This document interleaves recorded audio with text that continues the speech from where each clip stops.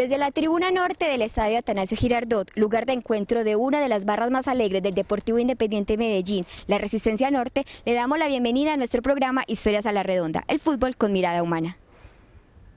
No hay lugar a equívocos. David González nació para ser portero, estaba escrito en sus venas.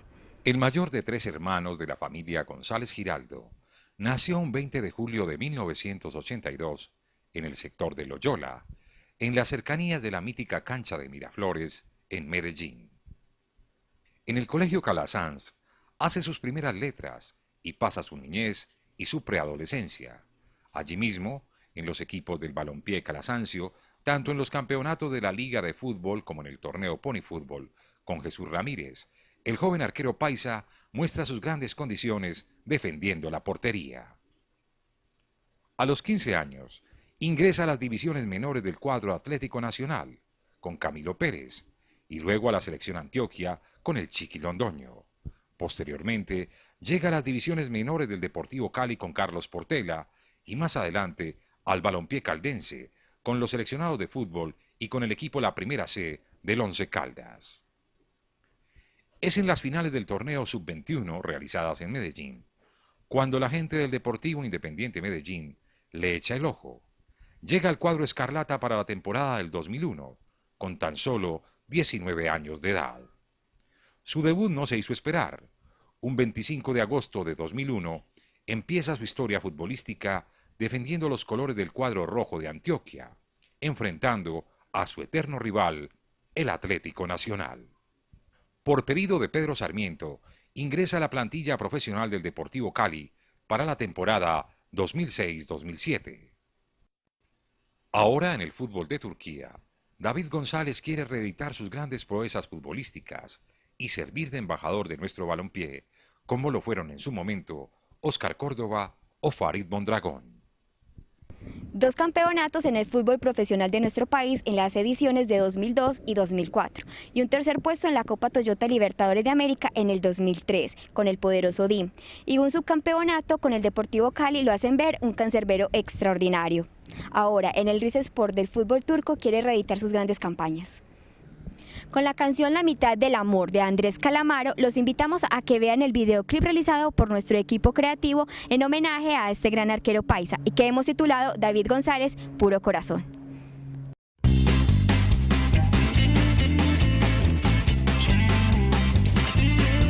Voy a tomar unos apuntes, voy a tomar para olvidar, voy a tomar unas medidas urgentes, urgentes. Voy a tomarme hasta el pelo, mi pelo por favor, con mucho hielo. Voy a tomarme hasta los trenes que no van a venir.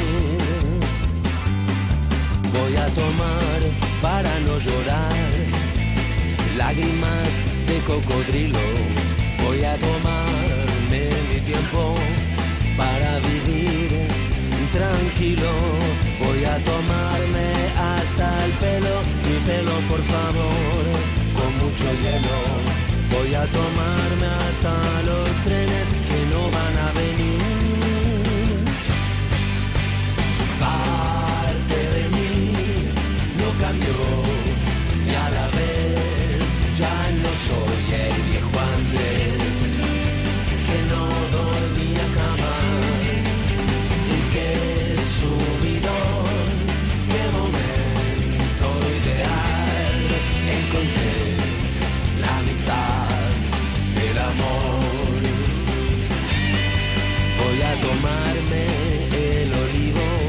Voy a tomar que tengo sed, voy a tomar agua bendita, voy a beber para creer, voy a tomarme hasta el pelo, mi pelo por favor, con mucho hielo, voy a tomarme hasta los trenes que no van a venir.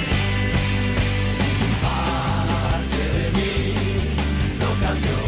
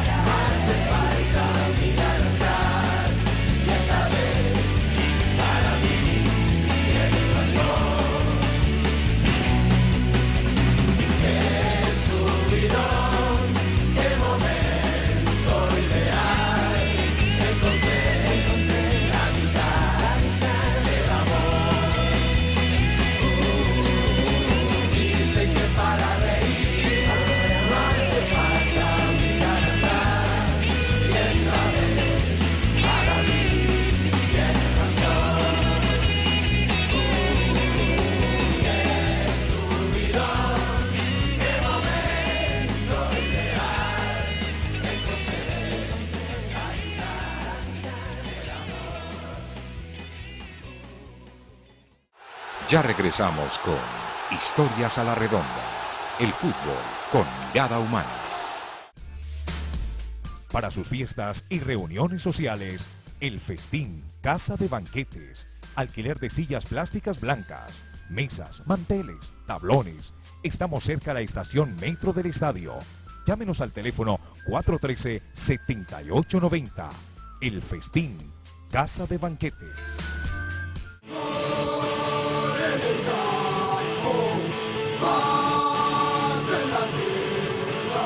En el terreno de juego de la vida, juguemos el partido de la convivencia.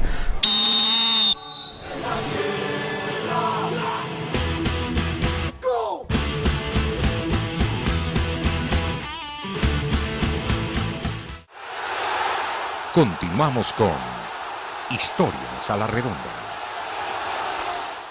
Cuando el rico comerciante antioqueño Guillermo Moreno trajo el primer balón a la ciudad de Medellín, después de un largo viaje al viejo continente, lejos estaba de darse cuenta que traería un nuevo estilo y proyecto de vida para los habitantes de la bella villa y además una nueva pasión para sus seguidores. En el día de hoy daremos un vistazo a los inicios del fútbol en nuestra ciudad con la cortesía del Centro de Audiovisuales de la Universidad de Antioquia en asocio con la Biblioteca Pública Piloto. De la serie Hacer Memoria hemos extractado 2 capítulos. El primero hemos titulado Los pañales del fútbol paisa y el segundo lo hemos titulado La juventud del balón maicero. Veámoslo. Una serie de datos parecen probar que los albores del fútbol en Medellín tuvieron mucho que ver con el viejo continente. El primer balón, según los datos, fue traído por un señor Guillermo Moreno después de un viaje por Europa. Y el Sporting Football Club, organizado por comerciantes suizos en 1912, fue el primer equipo conformado como tal.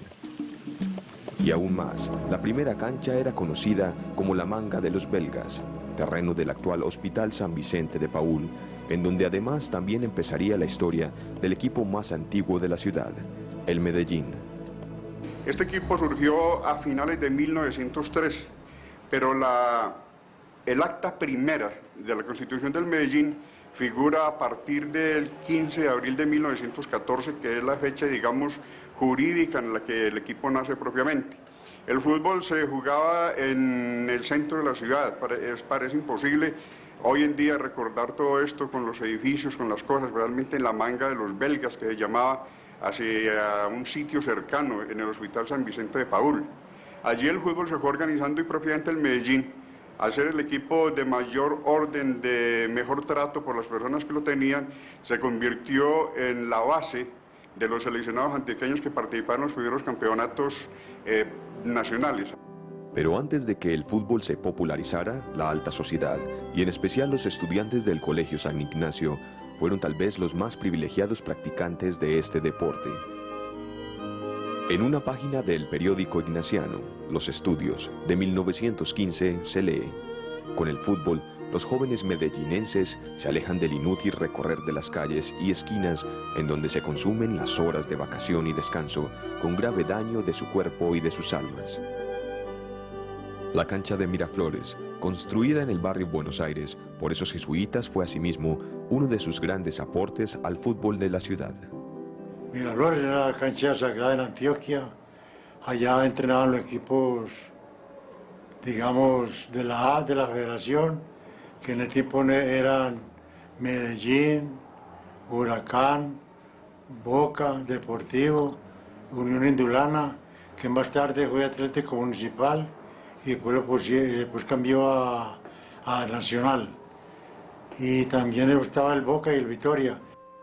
El tejido urbano de Medellín era cada vez menos discontinuo.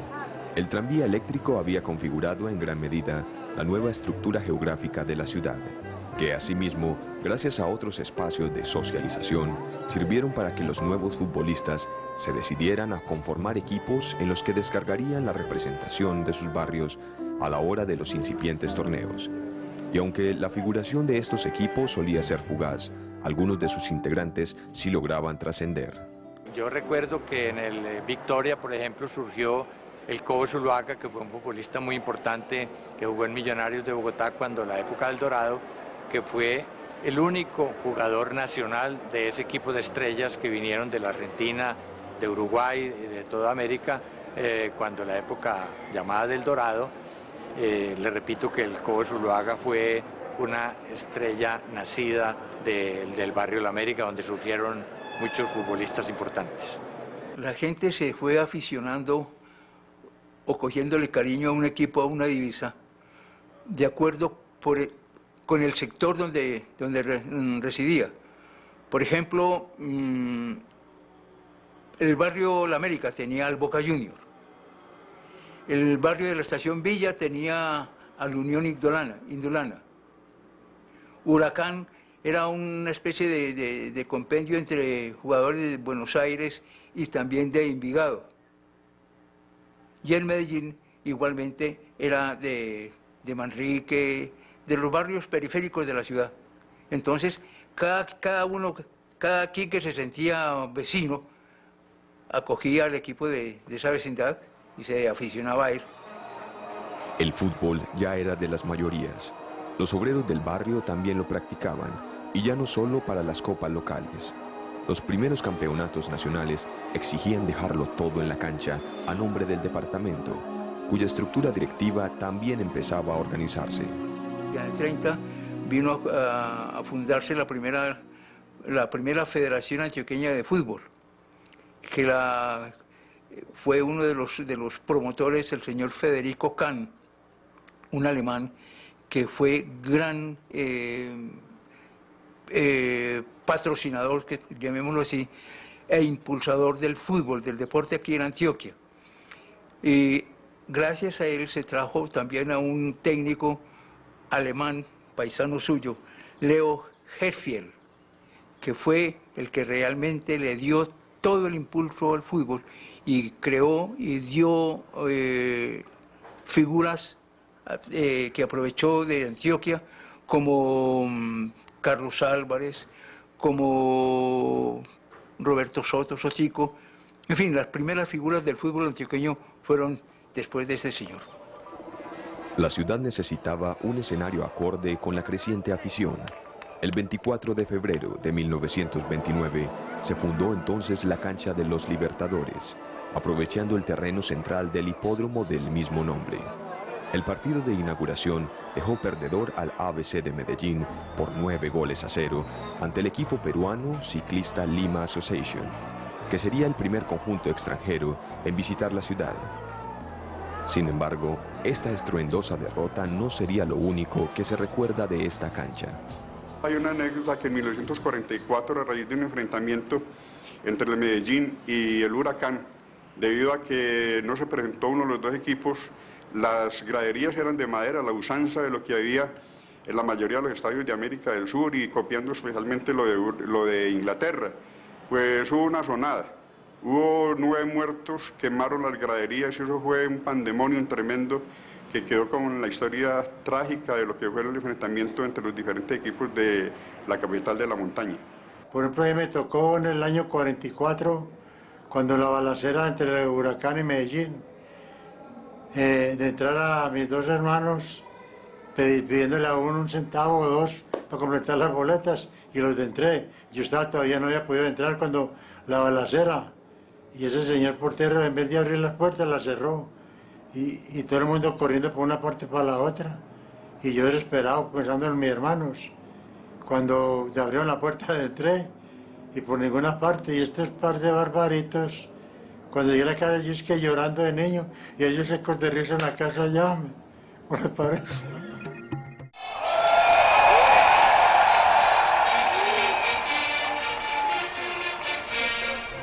En 1941, otro hipódromo, el de San Fernando, ubicado esta vez cerca al municipio de Itagüí, hizo las veces de estadio.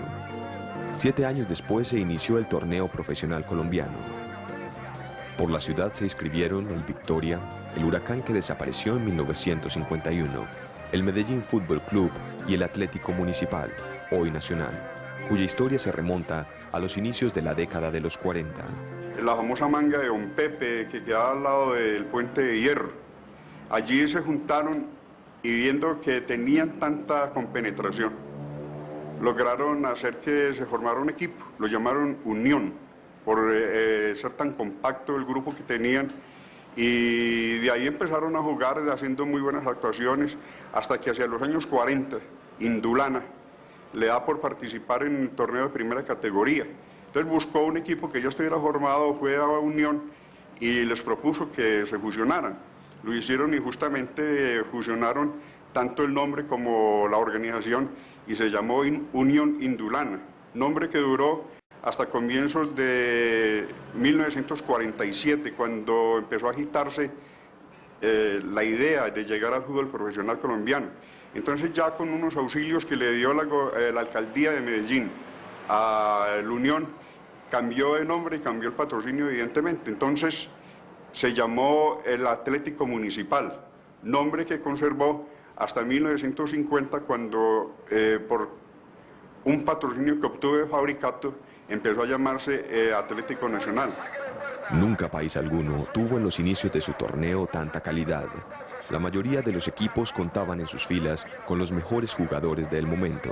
Una huelga en Argentina y otras circunstancias hicieron que argentinos, paraguayos, brasileros, europeos e incluso árbitros ingleses configuraran la llamada Edad Dorada del fútbol colombiano. Los tres equipos paisas estaban como Medellín, conformado a base de peruanos, que fue cuando se salió la danza del sol, y con peruanos. Huracán tenía uruguayos, tenía Walter Ormeño de arquero, tenía Hortensio González y Clemente Ortega, y Atlético Municipal siempre en ese tiempo no tenía jugadores extranjeros. La máxima aspiración de un pueblo sería el canto de guerra de muchos locutores de la época para promover la construcción de un escenario diseñado exclusivamente para la práctica del fútbol. La zona que hoy ocupa el estadio Atanasio Girardot se llamaba por entonces Otra Banda, y en su escogencia, según las actas, se tuvieron en cuenta desde factores políticos hasta meteorológicos. Un estudio de vientos de la época postulaba al Cerro Volador como su gran protector. El estadio se inauguró en el año de 1953. Gracias al empuje y al empeño que tuvieron algunos políticos antioqueños, entre ellos el doctor Jacques de Bedú, que fue alcalde de Medellín y quien más se empeñó en construir ese estadio. Se construyó en un sector que era completamente deshabitado, que era el sector de Otra Banda, que así era como llamaba ese sector. No había edificaciones de ninguna clase, solamente una pequeña vía de penetración. Habían ofrecido otros terrenos en la asomadera para la construcción del estadio, inclusive algunas empresas que tenían por allá sus construcciones, funcionaban por allá, habían ofrecido patrocinio. Pero entonces el doctor Jacques de Bedú dijo que eso era empeñar el estadio de permitir que se hiciera con patrocinio de alguien. Y como si se tratara de un amuleto, el año siguiente a la inauguración, 1954, Nacional salió campeón por primera vez. Y en 1955, Medellín igualmente obtenía su primer título. Las camisetas, te cuento, las camisetas se las rompían a uno. A mí me han roto cuántas veces la camiseta, me la rompían, que un jalón me agarraban, y en casa mi señora me la tenía que coser, igual que a los demás jugadores. La pantaloneta lo mismo, ¿entendés? Las medias, uno terminaba un partido que había llovido, llovía muchísimo, había barro, las medias llenas de barro y mojadas que pesaban, y los guayos que también se imprimía y quedaban pesados, tenía que seguir jugando con eso. No llegaba uno, terminaba el primer tiempo y se cambiaba la pantaloneta, o se cambiaba la camisa, o se cambiaba las medias, o los guayos. No había para cambiarse, uno tenía que seguir jugando con eso, o exprimirlo, escurrirlo un poco y volvérselo a poner. La danza de los millones apenas se insinuaba en el deporte. La dosis personal de prestigio era en muchas ocasiones la retribución que los seguidores le concebían a sus deportistas. Corrían sin duda otros tiempos. nosotros salíamos terminaba un partido, ganáramos, empatáramos, salíamos tranquilos, saludábamos a los hinchas y habían ganado, ellos estaban muy contentos y todas esas cosas.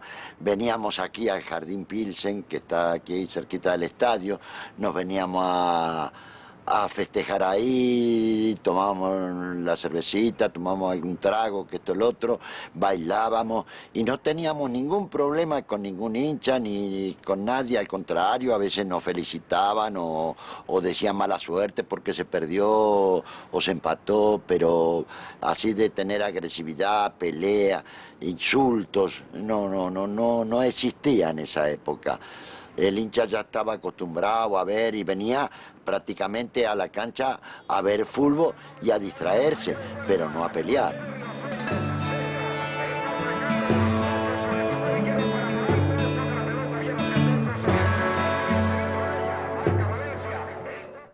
Ya regresamos con Historias a la Redonda, el fútbol con mirada humana. Para sus fiestas y reuniones sociales, El Festín, casa de banquetes, alquiler de sillas plásticas blancas, mesas, manteles, tablones. Estamos cerca de la estación Metro del Estadio. Llámenos al teléfono 413-7890. El Festín, casa de banquetes.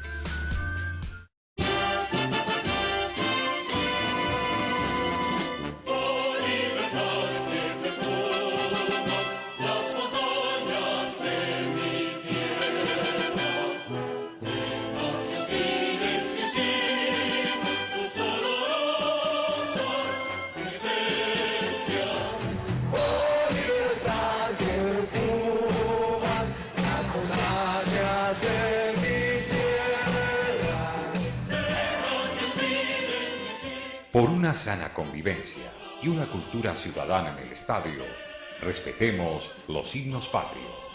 Una campaña de Historias a la Redonda y cápsulas de fútbol de Alfredo Carreño Suárez.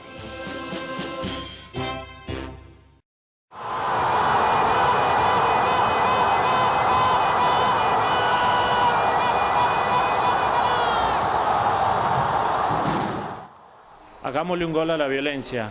Miren Historia a la Redonda, el fútbol con mirada humana. Continuamos con Historias a la Redonda. Hemos llegado al final de nuestro programa, no sin antes agradecerle al Centro de Audiovisuales de la Universidad de Antioquia y a la Biblioteca Pública Piloto por la participación en la producción de este programa. Igualmente agradecerle a la familia González Giraldo y decirles que así como David González puede construir un mundo mejor desde la defensa de la portería en sus equipos, ¿por qué nosotros y nosotras no? Invitarlos también a nuestra campaña institucional para promover la paz en los estadios, que le saquemos la tarjeta roja a la violencia y le demos la norma de la ventaja al amor. Hasta una próxima oportunidad aquí en Historias a la Redonda, el fútbol con mirada humana.